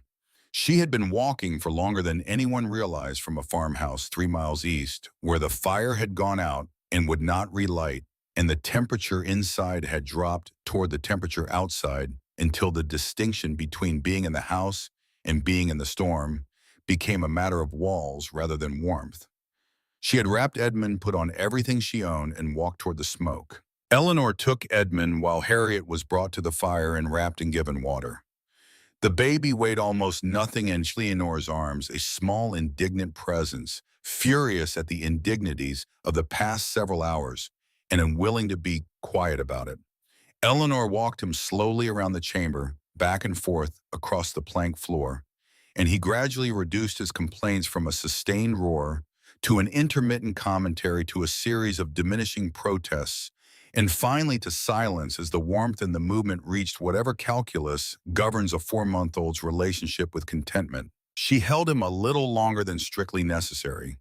Then she gave him back to Harriet, who had recovered enough to hold him, and took stock of the situation. 9 people. The chamber she had designed for one. She did the mathematics quickly, the way she had been doing mathematics all autumn. Firewood sufficient if they were careful, 2 pieces per hour instead of 3, maintaining heat without waste. Food sufficient for a week if rationed at 2/3 of normal portions. Water sufficient indefinitely given the spring. Lamp oil sufficient for 4 days of full burning, longer if they managed carefully. The air was her primary concern. 9 people breathing in an enclosed space consumed oxygen at a rate she had not designed for and produced moisture that would collect on the walls and the ceiling if not managed. She opened the chimney damper to its fullest extent, allowing more air movement through the chamber. She watched the walls for condensation and wiped them down twice daily with a rough cloth. They slept in shifts. She organized it without asking for consensus, because consensus in situations like this is slower than necessity allows. Broderick and Constance and Lily took the bed. Harriet and Edmund took the space closest to the fire on the folded blankets that made a serviceable pallet. The men Broderick when he wasn't sleeping. Silas Everett rotated against the wall sleeping when there was space, sitting up when there wasn't. Eleanor slept last and least. Not because she was being self-sacrificing, she was not a person who made a virtue of martyrdom, but because she was the only one who knew how everything worked, and sleep is not negotiable when you are responsible for the continued function of the system that is keeping everyone alive. She catnapped in the chair when things were stable, woke herself at intervals to check the fire in the chimney draw and the condensation on the walls. On the second night, when the others were sleeping and the storm above continued its roar and the fire had settled to its steady nighttime level, Eleanor sat alone. She sat in the chair beside the small table she had built. She took the compass in Daniel's drawing from her apron pocket and set them on the table in front of her. The lantern was turned low to conserve oil, And in its dim light, the compass needle moved slightly with the vibration of the storm above, swinging and resettling, always finding north. She looked at the 9 people arranged around the chamber she had carved from a hillside, while everyone told her she was wasting her time. Broderick Weston, who had brought his pregnant wife and his 7-year-old daughter through a blizzard rather than wait in a roofless house. Constance asleep now in the warm bed, one hand resting on the curve of her belly. Lily curled beside her mother with the absolute surrender to sleep that only children achieve, her face smooth clean of the solemn assessment it had worn since she arrived.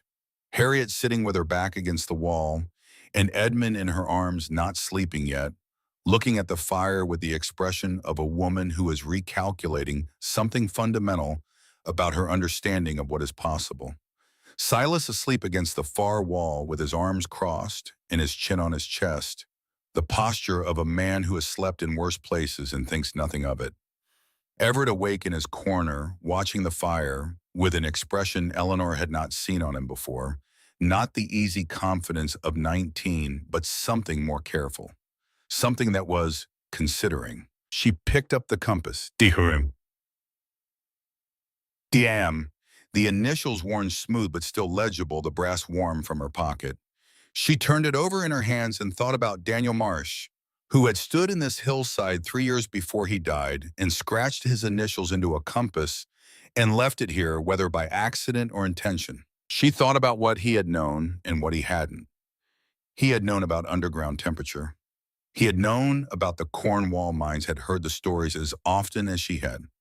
He had drawn the plan and set it aside, and she had spent years telling herself he was wrong to set it aside, wrong not to begin, not to commit, not to do the thing he had clearly understood needed doing. But looking at the 9 people asleep in the chamber she had built, she understood something she hadn't before. Daniel had given her this. Not by doing it, he hadn't done it, and his not doing it had been a real failure, the kind you can't argue away. But the drawing the compass, the fact of his having thought it through and left the evidence of that thinking for her to find these, had given her something she might not have had otherwise. A confirmation that she was not crazy, a map she had improved upon but started from, a reason that was larger than her own survival. She had not built this shelter for herself alone. She had understood that abstractly in the philosophical sense from the beginning. But looking at Lily Weston's sleeping face, at Edmund's small fist curled against Harriet's chest, she understood it in the way that bypasses abstraction entirely and arrives directly in the body as simple, undeniable fact. This was what the compass had been pointing toward. Not north. Here. She set the compass down gently on the table. She did not cry. She was not that kind of person, or had not been, or had trained herself out of it over 6 years of homestead life where crying solved nothing and cost energy she could not spare. But something shifted in her chest, some arrangement of weight and pressure that had been in place so long he had stopped noticing it, and for a moment she sat very still and simply let it shift. Russet, who had been asleep near the fire, got up without apparent reason and came to her.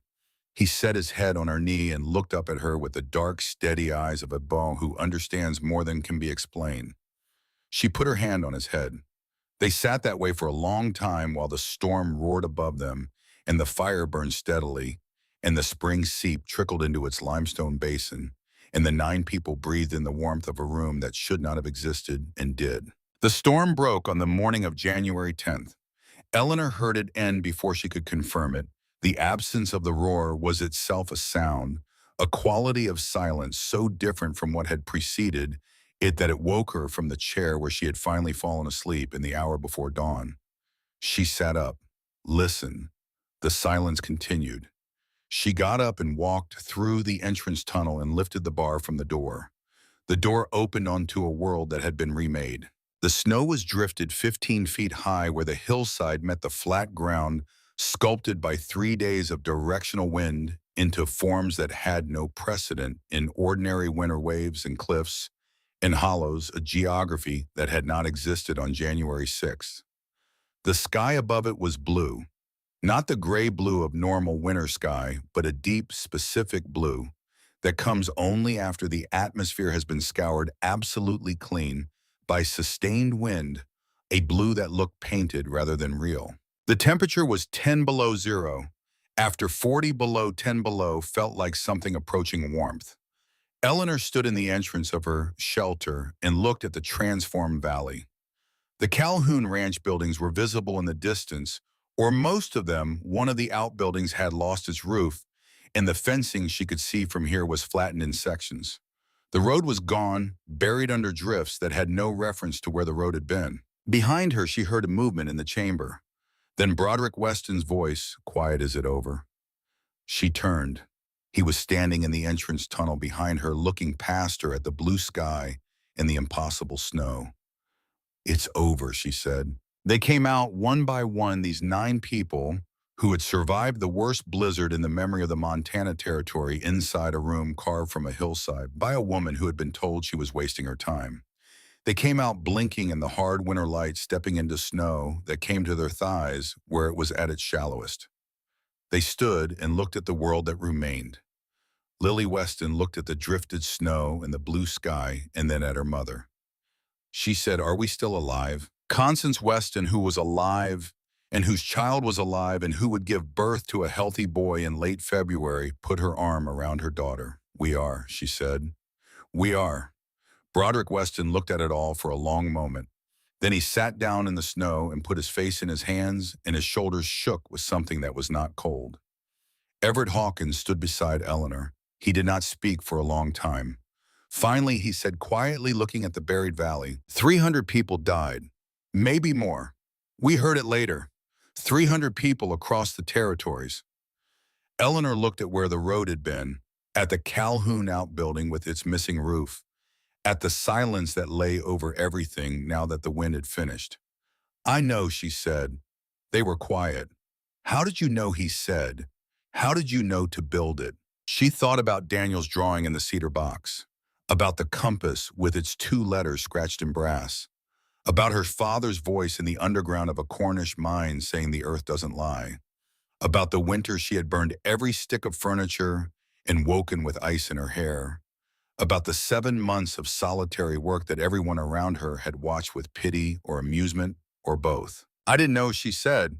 "I was afraid of another winter like the last one, so I did what I could do." Everett Hawkins nodded slowly. He looked at the shelter entrance behind them, at the timber frame and the oak door and the thin line of smoke still rising from the hillside above. "I want to learn how to build one," he said. Eleanor looked at him. He was 19, and the 19-year-old certainty was gone, replaced by something more durable, if less comfortable. The particular humility of a person who has been wrong about something important and knows it and has decided to do something with that knowledge, rather than simply live with it. "Come back in spring," she said. "I'll teach you everything I know." She turned and went back inside to bank the fire. The story spread the way. Stories spread in places where everyone knows everyone, not slowly but completely, arriving everywhere at approximately the same time and carrying all its details intact. The widow Marsh, who had dug herself into a hillside while the whole valley laughed, had kept 9 people alive through the worst storm in living memory. The newspapers picked it up. The territorial governor mentioned it. Strangers began appearing at the property line, wanting to see the shelter that had become a kind of legend while the snow was still deep. Eleanor turned most of them away. She welcomed the ones who came to learn. That spring, she taught her first class in earth-sheltered construction. 17 people arrived on the appointed morning: farmers, ranchers, the blacksmith from town, 2 women whose husbands had died in the blizzard, and who had decided, with the particular resolve of people who have survived something that killed others, that they would not be dependent on structures that the weather could dismantle. Everett Hawkins arrived first before anyone else and stood waiting at the property line with a notebook and a pencil. Eleanor looked at him for a moment when she came out and saw him there. She thought about the Brent who had stood at the same fence line 8 months ago and offered a $5 bet that she'd quit before the first snow. She thought about the man who had walked 2 miles through 40 below blizzard conditions following chimney smoke and arrived at her door half frozen and sat in the corner for 2 hours before he could speak, and then said, "I'm sorry, Mrs. Marsh. in a voice that had nothing left in it but truth. "Good morning, Everett," she said. "Good morning, Mrs. Marsh." He paused. "Thank you for letting me come back." Eleanor considered this. "You kept the fire going," she said. "That was enough." She turned toward the hillside and the 17 people assembling at the base of it, notebooks and pencils and tools in hand, looking at the entrance to the shelter, with expressions that mix curiosity with the kind of serious attention that comes from having recently understood what the cost of not knowing something can be. "Knowledge isn't like gold," she told them when they had gathered close enough to hear. "Gold gets smaller when you share it. Knowledge gets bigger. Every one of you who learns this and teaches someone else makes the whole community stronger. That's not generosity, that's just arithmetic." She looked at them for a moment, at their faces, at their notebooks, at the particular quality of attention they were paying her. Then she turned toward the hillside. "Now," she said, "let me show you where to start." By autumn of 1888, there were 8 new underground shelters in the valley. By the following spring, 20. Within 5 years, the technique had spread across the Northern Territories, adapted and improved by different hands in different soils and different conditions, but always carrying at its core the same principles that Eleanor had learned from her father's stories and worked out in the clay of a Montana hillside while her neighbors predicted her failure. Everett Hawkins built the first of the new shelters using Eleanor's plans with his own modifications for the drainage system. He taught his father. His father taught 2 neighbors. The knowledge moved outward from the hillside behind Eleanor's property in the way that knowledge moves when it is freely given, not diminishing as it travels, but growing each new practitioner, adding something to it, refining it, passing it on improved. Aldrich Calhoun left a wagon load of good oak timber in front of Eleanor's shelter one morning in the spring without explanation or note. Eleanor used it to build a second chamber off the main room, larger, with a proper teaching space where she could show her students the construction methods on a scale large enough to be instructive. She never charged for the teaching. She accepted what people offered, firewood, food, labor, on projects she couldn't complete alone, but the knowledge itself she gave freely. It seemed wrong to put a price on something that might mean the difference between life and death for someone else's family. Eleanor Marsh lived in her underground shelter for 37 years. She died in the winter of 1924 in the bed she had built with her own hands, in the room she had carved from a hillside, while everyone around her explained why it couldn't be done. She was 68 years old. The cold that took so many others never found her. Russet had died years before in the summer of 1896 and was buried at the top of the hill above the shelter in a small grave marked with a flat fieldstone that Eleanor had carried up from the creek bed on a warm July morning. She had gotten other dogs, had loved them and cared for them and grieved them when they went, but Russet had been there at the beginning, had sat watching the first swing of the pickaxe, had been the first to sleep warm in the shelter that would outlast them both. She was buried beside him at her own instruction in a grave that looked north toward the mountains where the worst weather came from. The marker was simple as she had specified. Eleanor Marsh, 1856 to 1924. She dug deep and found warmth. The shelter still stands. The Historical Society maintains it now, keeps the chimney clear and the door on its hinges in the spring basin clean.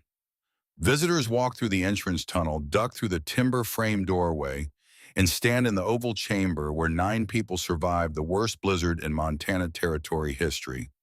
The guides tell the story to every group that comes through: the physics and the engineering, the history and the loss. The woman who was told she was digging her own grave and instead dug a room where warmth waited 40 feet below the reach of everything the winter could throw at the world above. The fireplace still works. The spring still seeps through its crack in the limestone. The earth still holds its 55 degrees, steady and reliable, indifferent to what the surface is doing. The same temperature it held the morning Eleanor Marsh first pushed a pickaxe into the hillside, and the same temperature it will hold long after the last person who heard her story has carried it as far as they can carry it. On the table beside the bed, the guides will tell you, if you ask, there are 2 items kept under glass. A folded piece of ledger paper, its creases worn soft from handling, showing a rough overhead sketch of the shelter's layout in a man's careful block letters. In a small brass compass, its casing gone the color of old pennies, with two letters scratched into the back. DM. The compass needle still moves when you tap the glass. It swings and considers and settles the way it always has, the way it was designed to do. It points north. It always points north. The corn came off the North 40 in the first week of October 1988. Vera ran the combine herself, as she had run it every harvest since the spring of 1985, starting before daylight and stopping when the light failed or the grain tank needed emptying, whichever came first. The mornings were cold now, the kind of Iowa cold that settles into the low ground along creek bottoms before it reaches the higher fields, and the North 40 lay in that low ground along the bend of Sawyer Creek, where the bottom soil was deepest and the frost came last and the corn stood longest into the autumn. She had not told anyone what she expected to find, not Clifford Alt, who had walked the field in June and said what he said, and had been back twice more over the summer, each time quieter than the last, each time spending longer, at the end of the low corner where the compaction had been worst. Not Seb Winthorpe, who farmed the ground to the north, and who had watched the Hollenbeck corn all summer, with the sideways attention that neighbors give to each other's fields without admitting they are looking. Not Aldous Fenn at the bank, who had called in August to ask how the season was progressing, and to whom Vera had said accurately and without elaboration that it was progressing as planned. She had not told anyone because she was not certain, and she did not speak about things she was not certain of. The corn had looked right all summer. The canopy had closed evenly. The color had been good through the August heat. The ears had set well.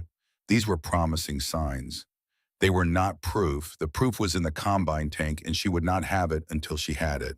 She had it by the third day. The yield monitor on the combine was an older model, not the most precise instrument, but she had calibrated it herself in August, and she trusted its readings within an acceptable margin.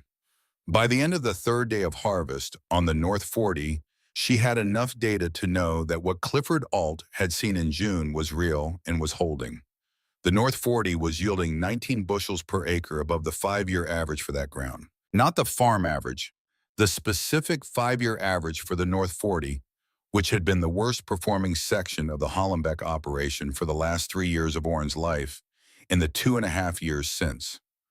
The ground that had been compacted and overtilled and pushed past its capacity by the accumulated pressure of years of farming it with the wrong equipment in the wrong sequence.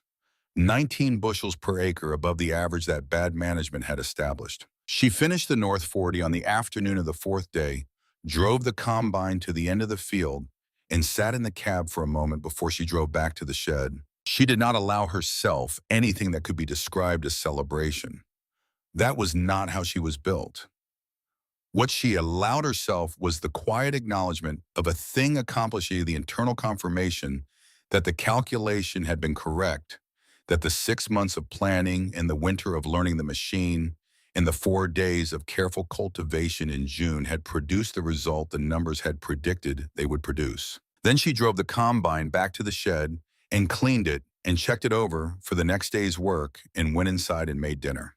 The rest of the 1988 harvest came in clean.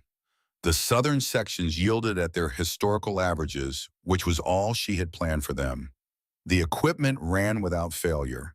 The 730 handled the field work that fell between combining sessions, the secondary passes, the cover crop seeding on the back 40, that was phase 2 of the soil restoration plan without a single mechanical interruption.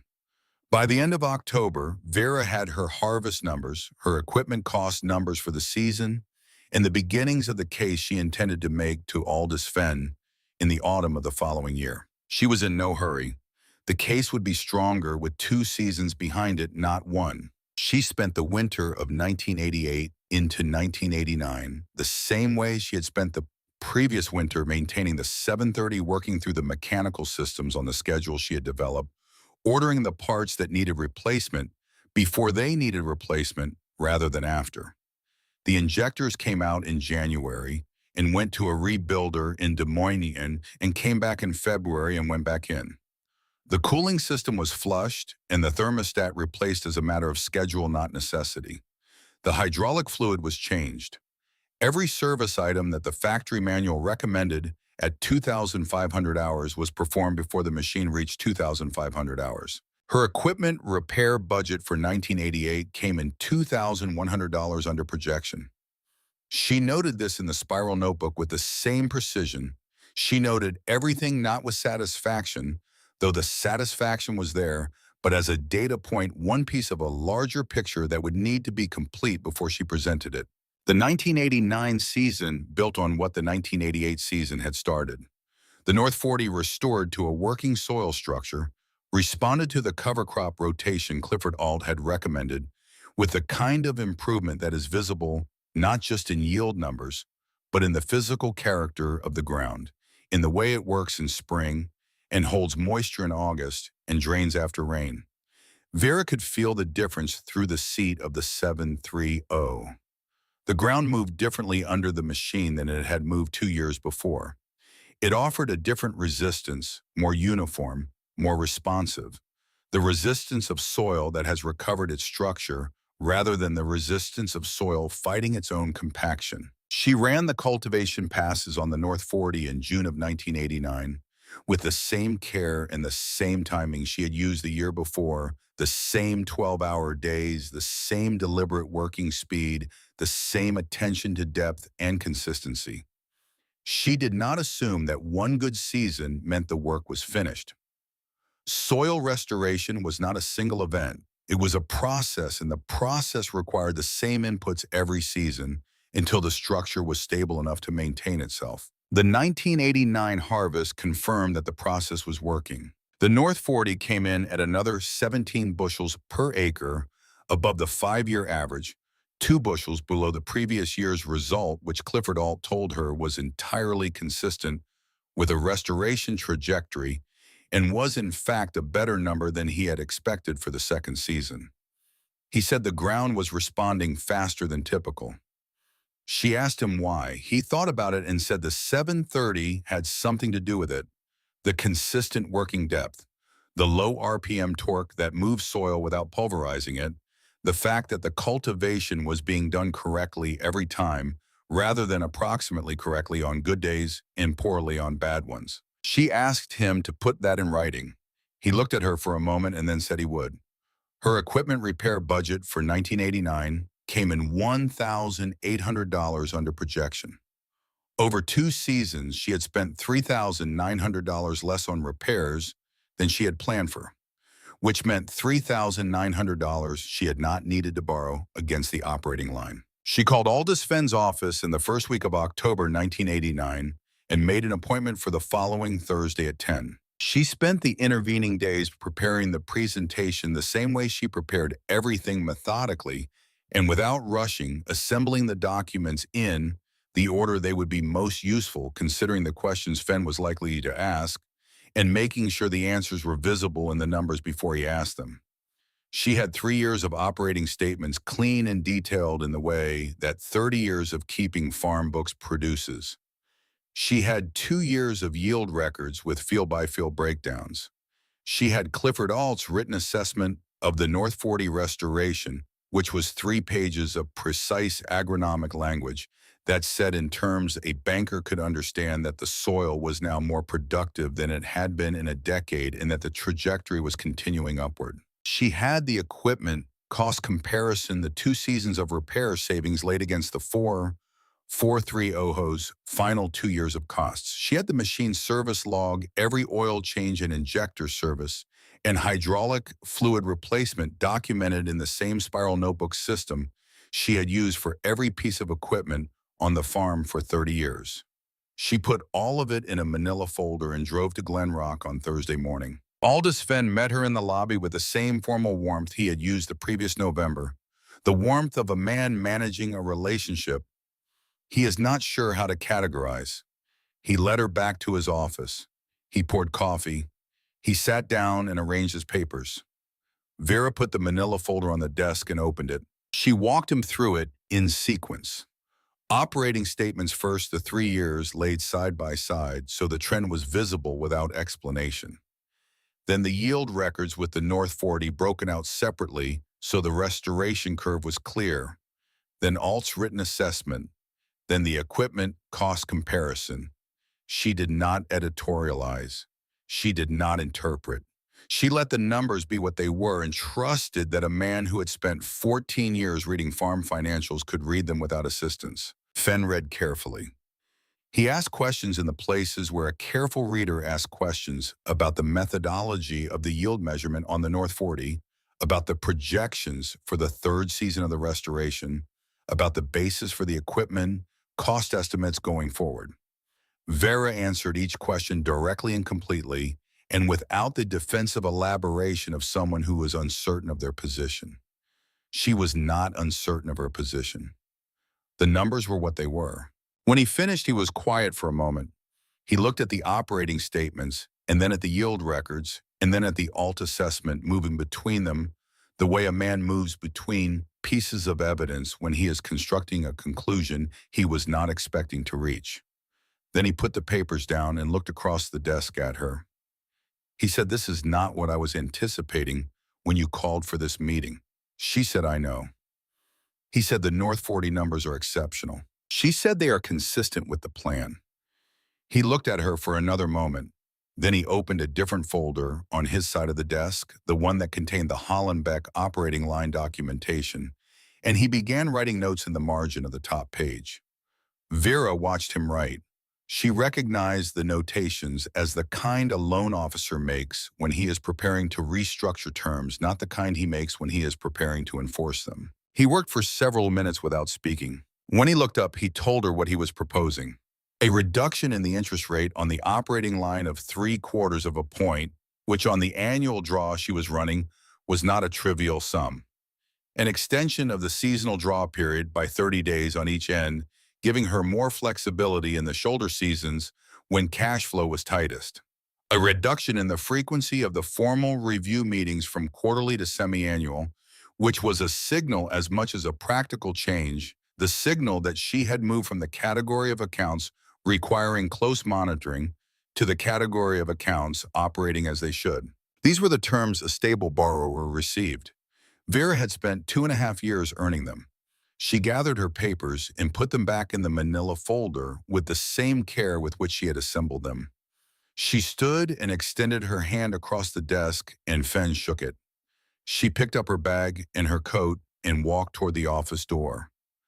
Then Fenn said, "Mrs. Hollenbeck." She turned. He said, "I underestimated how this was going to go." She looked at him for a moment, not with triumph, not with the satisfaction of a person who has been waiting to hear something acknowledged. Just with the level regard of a woman who has been correct about something important for a long time and has grown accustomed to being the only one who knew it. She said most people did. Then she walked out through the lobby and through the glass door and onto Main Street in the October morning, and she drove home on the county road with the windows down. The following spring, Cleet Dunbar came to the Decker County Equipment Show. The show was held every April in the county fairgrounds on the south edge of Glen Rock, a 2-day event that drew dealers and farmers and implement manufacturers from across the region. Vera went every year not for the spectacle, but for the practical reason that it was the best single opportunity to see new equipment configurations and talk to people who worked with machinery in conditions similar to her own. She had been attending since 1971. She was standing at a tillage equipment display on the morning of the first day when she became aware of a man approaching her from her left with the deliberate trajectory of someone who has decided to say something and is working up to saying it. She turned before he reached her. Cleet Dunbar was a large man, broad through the shoulders, in the way of men who have done physical work for most of their lives, even if the work has become more administrative in recent years. He had the complexion of someone who spends time outdoors and the careful grooming of someone who is also meeting clients regularly.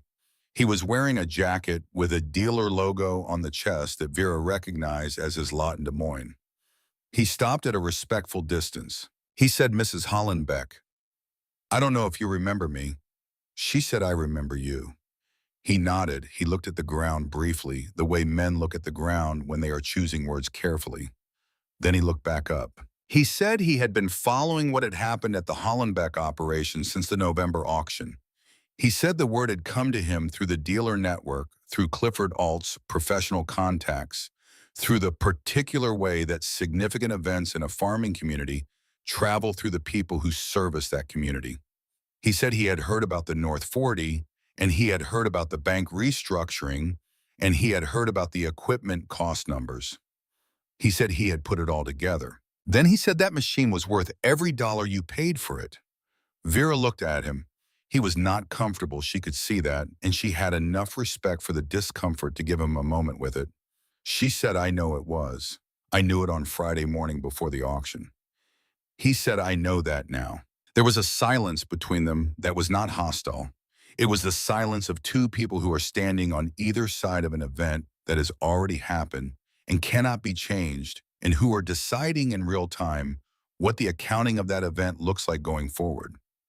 Vera extended her hand. He shook it. His grip was firm and brief, the handshake of a man who means it. She could see in his face that he did mean it, that this was not a social performance, but an actual reckoning. The kind of man arrives at privately before he can make it public. And that arriving here had cost him something, because men who have built careers on reading situations correctly do not find it easy to produce evidence that they misread one. She respected that it had cost him something. She did not diminish the cost by making it easy. They spoke for a few more minutes about equipment, about the 730's performance in the restoration tillage, about the specific characteristics of the two-cylinder engine that made it suited to that kind of work. Dunbar asked good questions, the questions of a man who knows machinery and is genuinely curious. Vera answered them directly.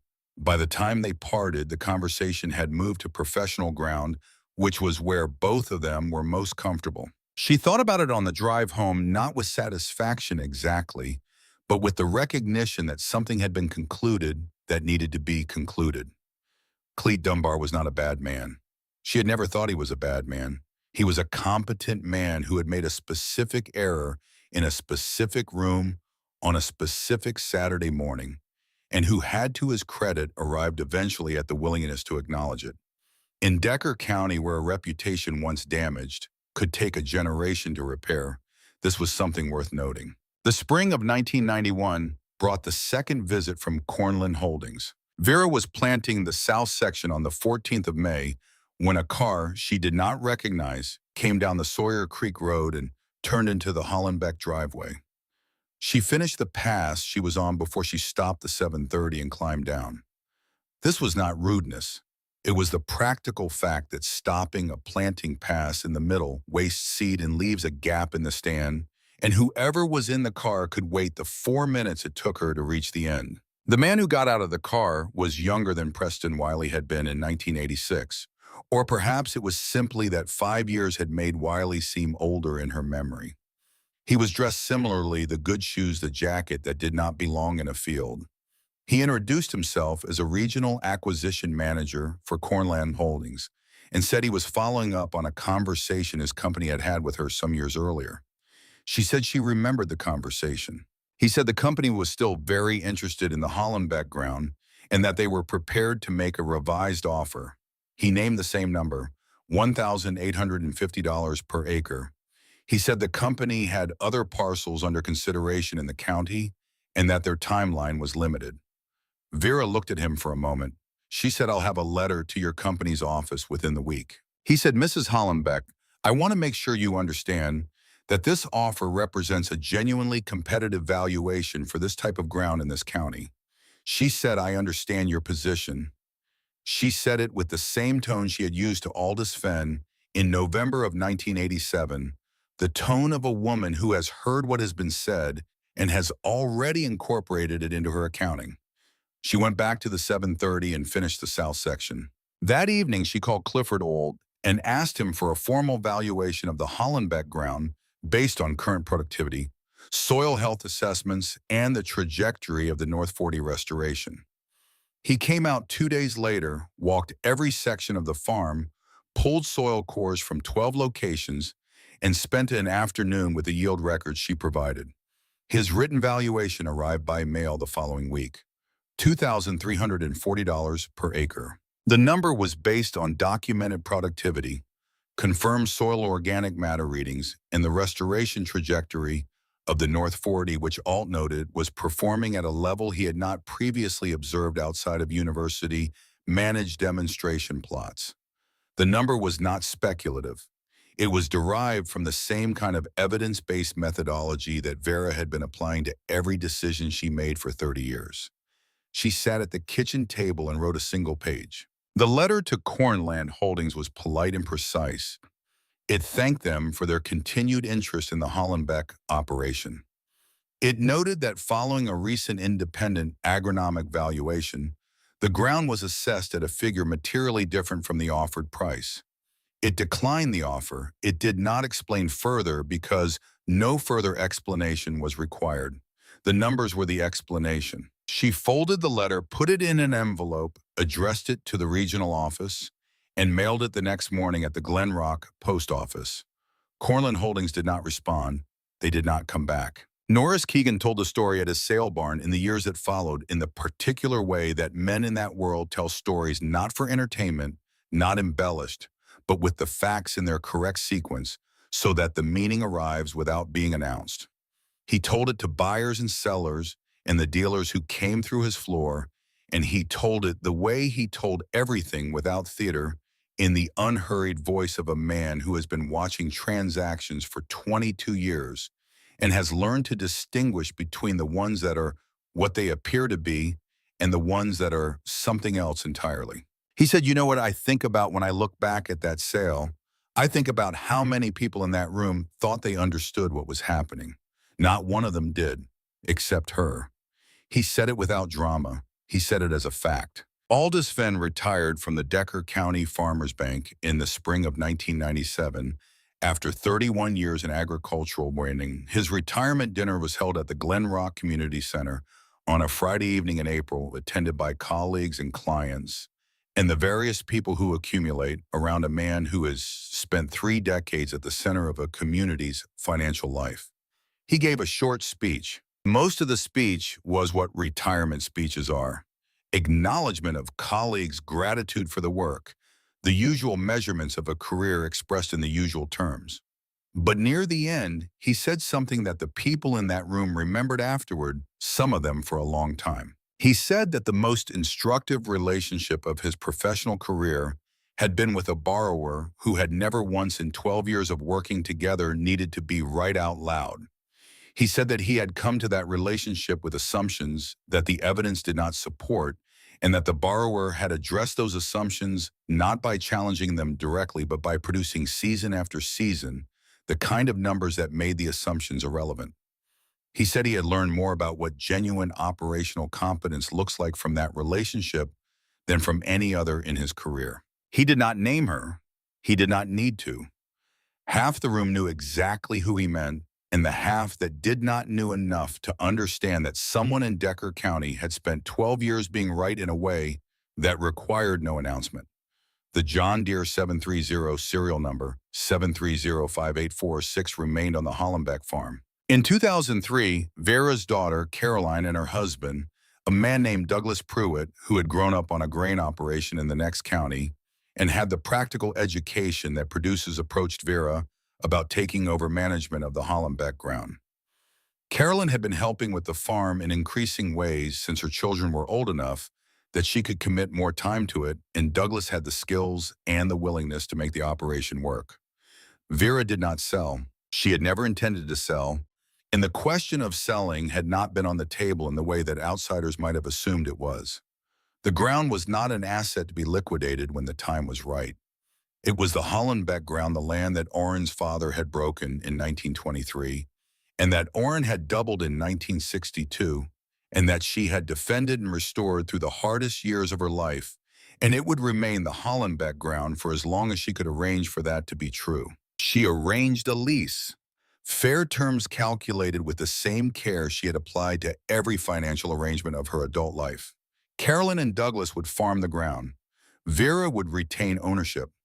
The land would continue to produce, and the production would continue to justify its value, and the value would continue to be real rather than theoretical. The 730 stayed with the farm. This was not sentiment or not only sentiment. The machine had 17 years of service history on that specific ground, maintained to a specific standard by someone who knew it completely, and the institutional knowledge embedded in that history was worth something concrete and measurable.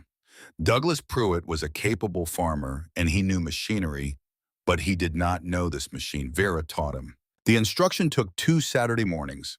This was not because the machine was simple, though its simplicity was genuine and was part of what made it teachable.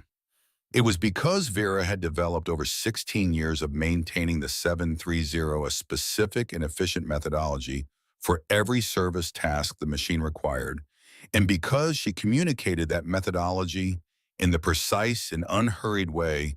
She communicated everything without waste and without assumption. She showed him each procedure once completely and then watched him do it and corrected where correction was needed.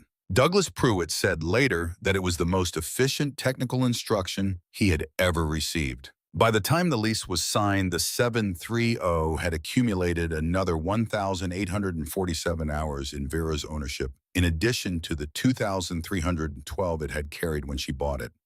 The machine had been maintained to the same standard throughout the same service schedule, the same attention, the same philosophy of care that addresses problems before they become failures and treats the machine as a partner in the work rather than a tool to be consumed by it.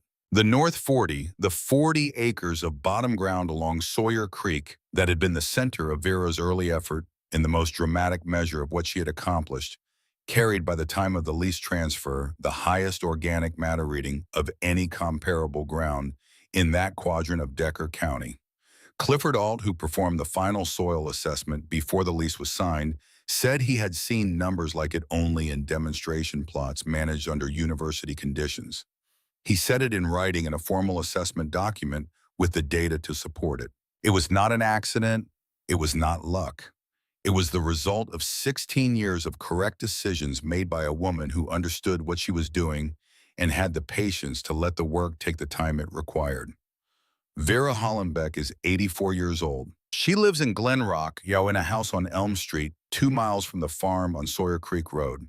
The house is modest and well kept and contains in the kitchen drawer to the left of the stove a green spiral notebook that is filled now with other calculations, not farm plans, but the smaller arithmetic of a life conducted with the same precision that produced the larger arithmetic. She reads the commodity prices on Tuesday mornings, corn and beans and wheat, the same prices she has been reading since she was a girl in Nebraska, learning from her mother that numbers are the language survival speaks.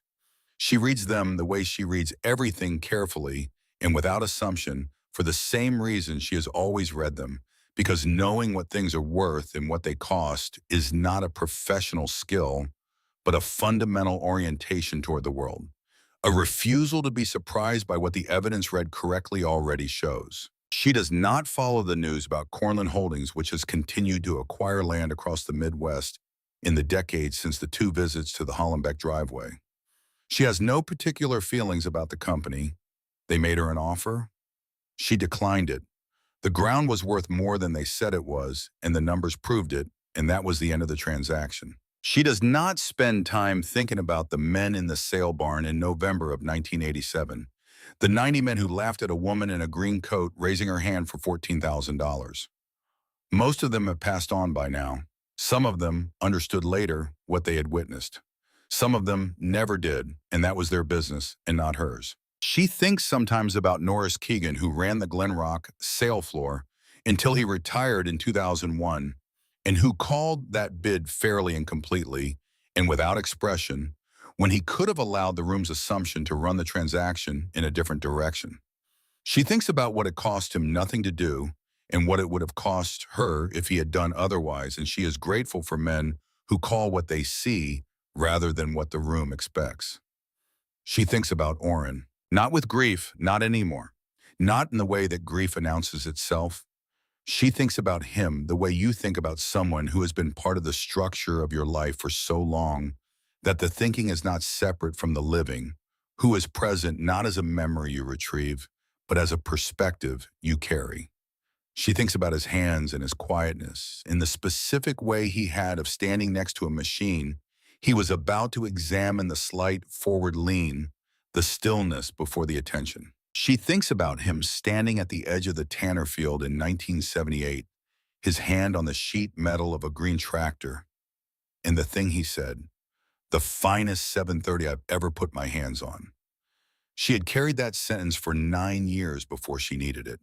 She had carried it the way you carry the things that matters without knowing you are carrying them in the part of yourself that stores what is true and waits for the moment when the truth becomes useful. The moment had come on a cold November morning in 1987, and she had been ready. This is the thing that the room full of men did not understand and that most people do not understand about patience. They misread it as absence.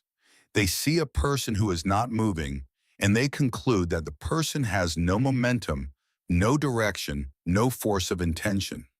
They look at stillness and see vacancy. What Vera Hollenbeck had demonstrated across the 41 years she stood at the east rail of the Glenrock sail barn, and the 16 years she maintained a two-cylinder diesel tractor on the ground along Sawyer Creek, and the 12 years she built a case in clean numbers for a banker who had misjudged her, was that stillness and force are not opposites. That patience is not the absence of urgency. That the decision to let time work for you rather than against you is not a passive decision, but the most demanding kind of active one, because it requires that you hold your position clearly and completely while everything around you is suggesting that you have already lost. She had held her position. The ground along Sawyer Creek was still the Hollenbeck ground. The tractor that Orrin had admired in 1978 was still in the equipment shed, where she had put it on a Sunday afternoon in November of 1987. The North 40, the damaged ground she had restored with patience and the right machine, and the willingness to do the work correctly over however many seasons it required, was producing at a level that had made an agronomist with 30 years of experience reach for the language of surprise. She was still there. Everyone who had doubted her had revised their position or had passed on, and the ground had not changed hands, and the numbers had told the truth they had always been going to tell, and the only question had ever been whether she would be in the right position to let them tell it. She had been in the right position. She had made sure of it.